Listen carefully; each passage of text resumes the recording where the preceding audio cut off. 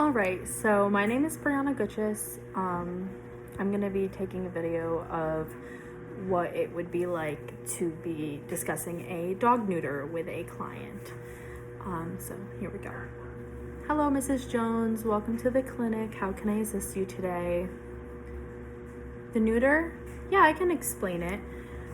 So medically, the neuter is to surgically remove the testicles. A few reasons why we do this is for behavior. First of all, we can help mitigate some aggression issues, marking in the house, and running away to find a female. Another thing that is the reason why we do it is medical precautions like cancer. We can see perianal adenomas, testicular cancer, prostate disease, and sometimes urinary blockages are high risk if they are not neutered. Another reason why is reproducing. We don't want an overbreeding of dogs in our area, and it helps mitigate some of those issues that you see with your dog being obsessed with female dogs. What the doctor will be doing, yeah, I can discuss what the doctor will be doing during the surgery. So what they're going to do is make a small incision over the first testicle for the prescrotal neuter. This is made caudal to the testicle, so between the penis and the scrotum.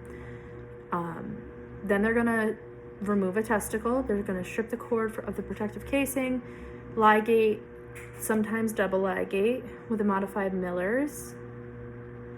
Same thing for the second testicle, and then they're going to check that there's no bleeding in any of the wells, and then they're going to close sub-Q and interdermal with 2-aught monocryl no skin sutures. What I'll be doing, yeah, I can go over that. So I'll be placing an IV catheter so that we have venous access during the whole procedures if we need it for emergency services, and it will be used to give IV fluids during the procedure.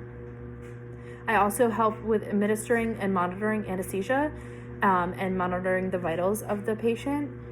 I also place an endotracheal tube to ensure that there is always an airway. We aseptically shave, prep the sterile field. We open surgical packs, monitor vitals, and we stay with the patient for the whole of recovery, making sure that they're getting up as necessary, and doing what we want them to be doing during recovery. So how you can prepare your pet for a surgery like this is we want to be bathing the pet before surgery, whether a day or two before surgery, so that the surgical site is clean, and most of the debris is removed from the area. And because they're going to be going 2 weeks without one, so we want to make sure they're clean.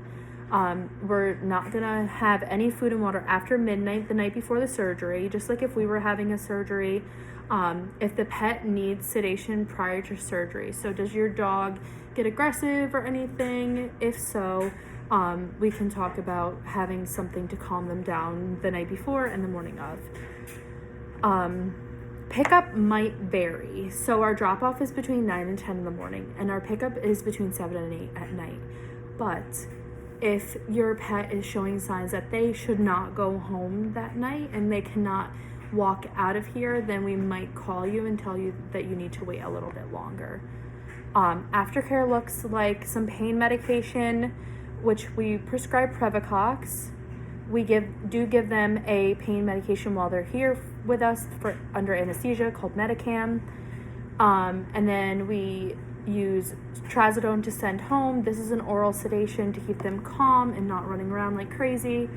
That night you're gonna monitor their water intake.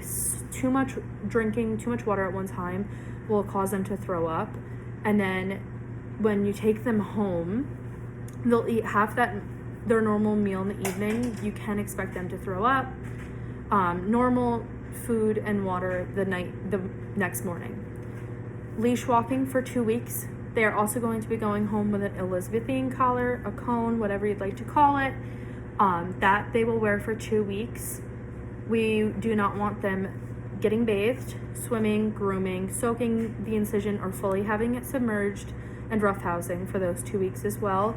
There are dissolvable stitches, so there's no removal for those, and we do want to do a recheck in 1 week to monitor the healing of the incision. What you can watch for, and what we say you need to call us if you see, is swelling of the scrotum, severe swelling or discharge of the incision opens, loss of appetite, vomiting or diarrhea, extreme lethargy, and difficulty urinating.